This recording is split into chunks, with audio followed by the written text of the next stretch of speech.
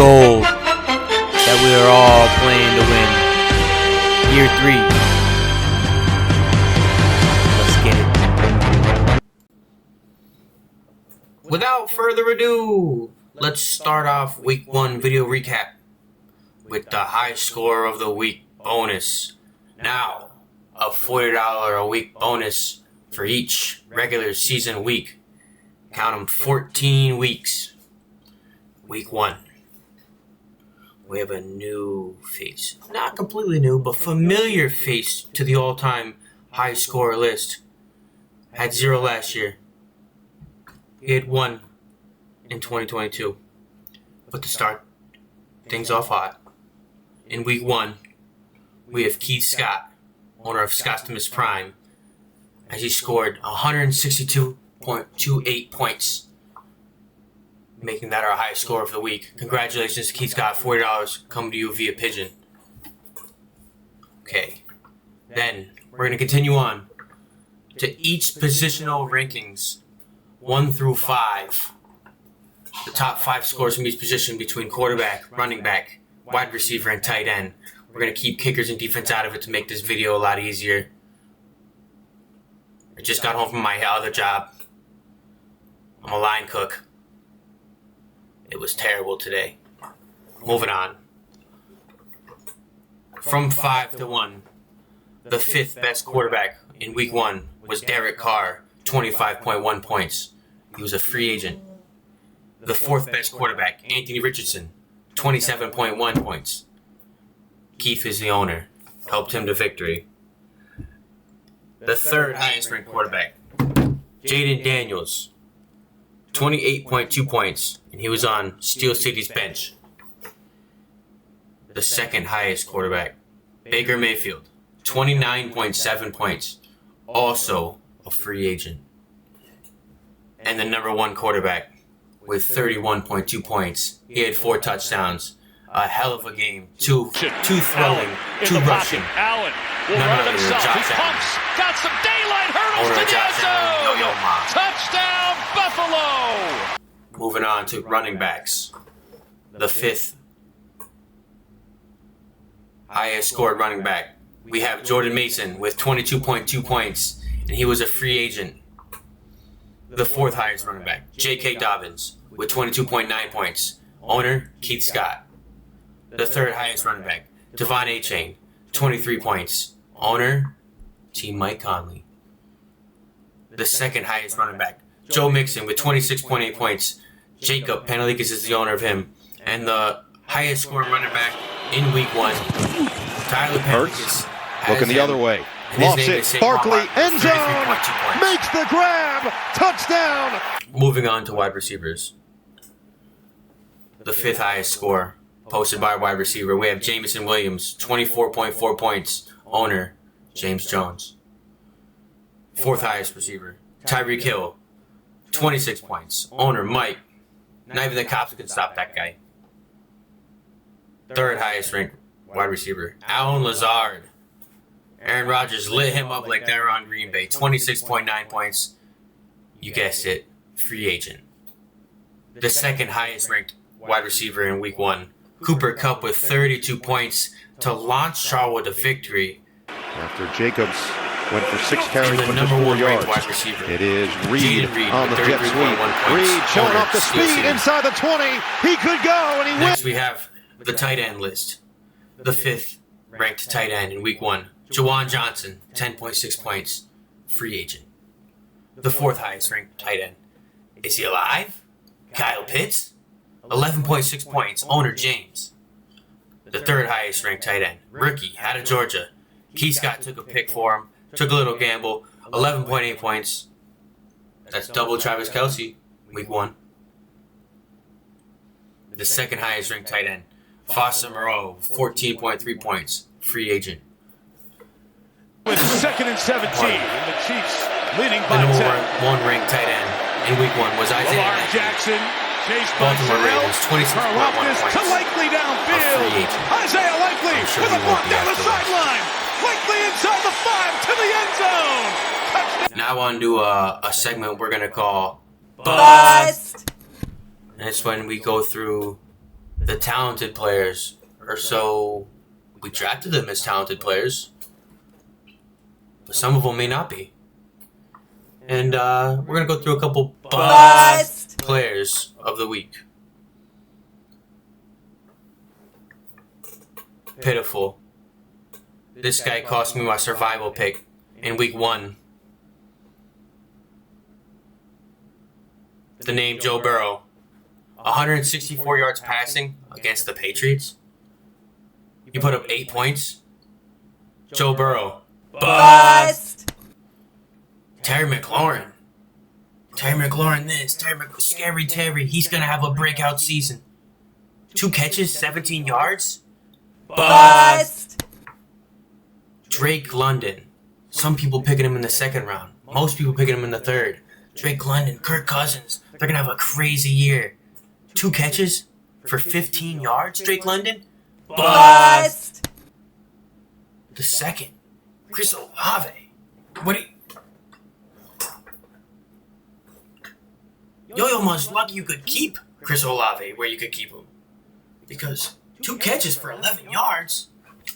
Bust! And oh my God. Thank God I didn't draft this guy in any league. Thank God. Why can't you be more like your father? You got Marvin Harrison Jr. getting drafted late 1st, early 2nd round. 1 catch for 4 yards. My God. What is that? Bust!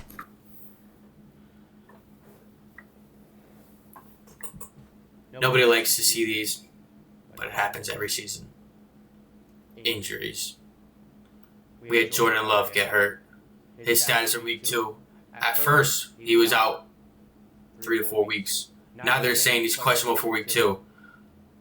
Me personally, I think he's out. MCL sprain. Puka Nacua has been moved to the IR. He is out minimum 4 games, and they're saying maybe more. Not good for Puka Nacua fans. He is not doing so hot with a knee sprain. Jake Ferguson, MCL sprain. He's out for the time being. David Njoku, high ankle sprain. He's out a couple weeks. Rome Odunze, he's out with a knee injury. And CMC out of nowhere on Monday night decides his calf and his Achilles is in too much pain and he's not playing. And now his status in week 2 is unlikely. CMC owners, oh man, what a coin flip that player is. Either you end up with the number 1 ranked running back in the season, or he doesn't play half the season. It's no in between. Good luck to Yo-Yo Ma and the up and down roller coaster CMC is. Now we're going to break down week 1 matchups results. We're going to start off with Steel City versus Yo-Yo Ma, who had 2 first-round picks. Steel City, defending champion, takes him down by almost 30 points. CMC not playing Monday night. It really gets you. I mean, he had nobody that he could move around on his bench. He was locked in with McCaffrey. It's just unfortunate. Especially because Jordan Mason put up over 20 points. A.J. Brown with 22.9, 119 yards and a touchdown. Deebo Samuel had a rushing touchdown. Jaden Reed with 33.1 points. Big reason Steel City moves on. He starts 1-0. Yo-Yo Ma 0-2. In week 2, Steel City has 1 James No Cup. Interesting name. And he's facing wait a minute. Yo-Yo Ma faces 1-time champ Tyler Panalikas, who sits 1-0.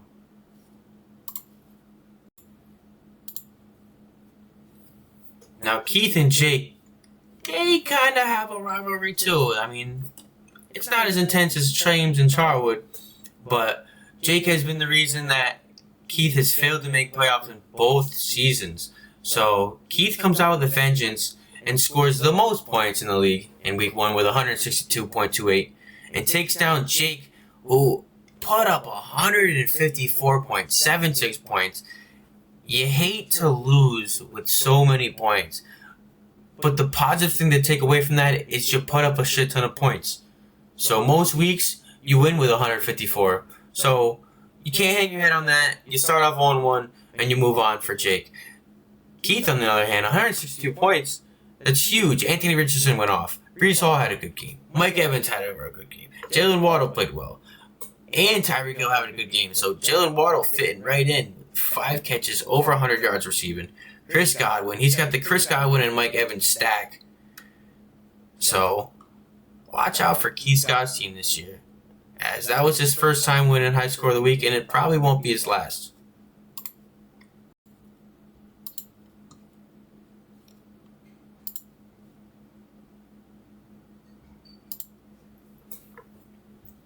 The second matchup in Week 1 was the big heated rivalry between one James No Cup and the next great dynasty. James didn't have a first round pick, didn't have a second round pick, and he's trying to make do with what he had left. He is defeated by Charlwood 123 to 112 with big help from Dallas's defense and even bigger help from Cooper Kupp Sunday night. 32 points. Puka Nacua goes down. Cooper Kupp gets 14 catches on 21 targets. What a game. Cooper Kupp back in the wide receiver 1 position. James Jones his team couldn't do it. Scary Terry fails to be scary yet again. Trevor Lawrence has a little 162-yard game with 1 touchdown. Nothing to be proud of. Starts off 0-1. Charlwood 1-0. Moving on to Week 2, where he faces the reigning champion once again, Steel City. And we have the next great dynasty faces Jake Panelikas, who in a second you'll hear about how he had Week 1 result negatively for him.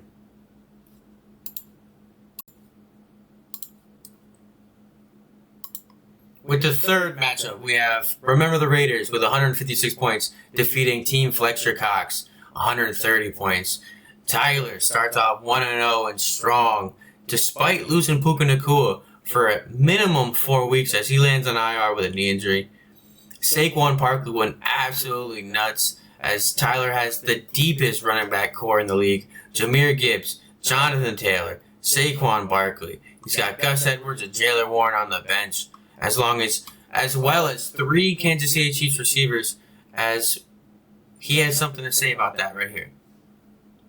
I saw that you drafted 3 Chiefs receivers. 2 of them played. Hollywood Brown, I forget if he's injured, suspended. I really don't understand what's going on with that guy. But the other 2 were combined for 38.1 points, which is big because Travis Kelce had a bad game. So if Travis Kelce is starting to fall off and Xavier Worthy and Rashee Rice become the answer, you have both of those guys. What was the deciding factor of you picking the Chiefs receivers?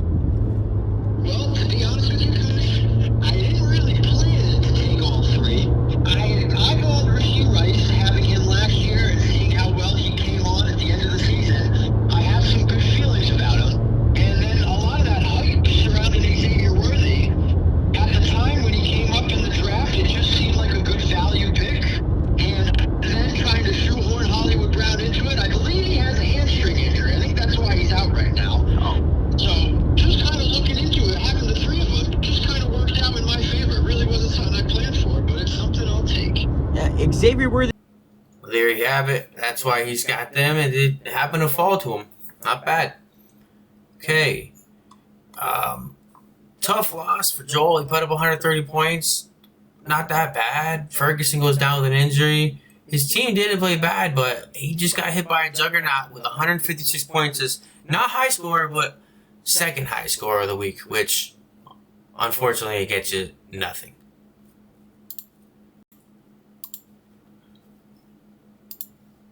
And with the final matchup, we had the Turtle Race. In the Woo puts up 109 points and takes down Mike's team, who scored 93.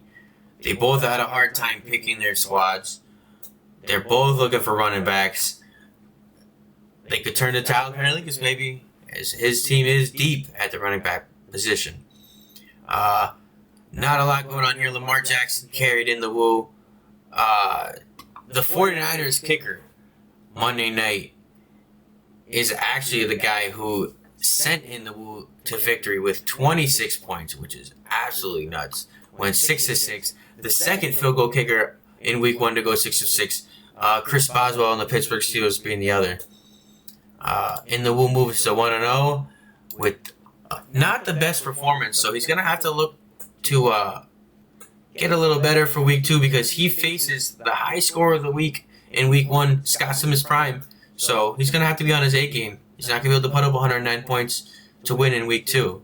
And that goes for Mike's team as well as he faces Fletcher Cox, who has made it to at least the semifinals in every season and looks to continue that in season 3. Now on to our next segment of the recap. We have the random fact of the week, a brand new segment coming to you live. We have, what's her name? Molly Shelley is live with the random fact of the day. Molly, the floor is yours. Hello everyone, my name is Mary Shelley. Thank you very much. And I am here with your fun fact of the week for week 1. So this week's fun fact player is none other than Puka Nacua, number 17 wide receiver for the Los Angeles Rams. He was also my number 1 pick in my first year of fantasy football, and then you know what happens, so that was sick. Anyways, did you know that Puka is not actually his real name? Yes, Makia Nacua is of Samoan descent, and he acquired the nickname Puka, which means fat and chubby in Samoan, due to his size as a baby. And here's a picture of little Puka. Tune in next week for another fun fact. And there you have it, folks. Week 1 recap is in the books. Look out for week 2 as it approaches quickly. Waivers go through Wednesday.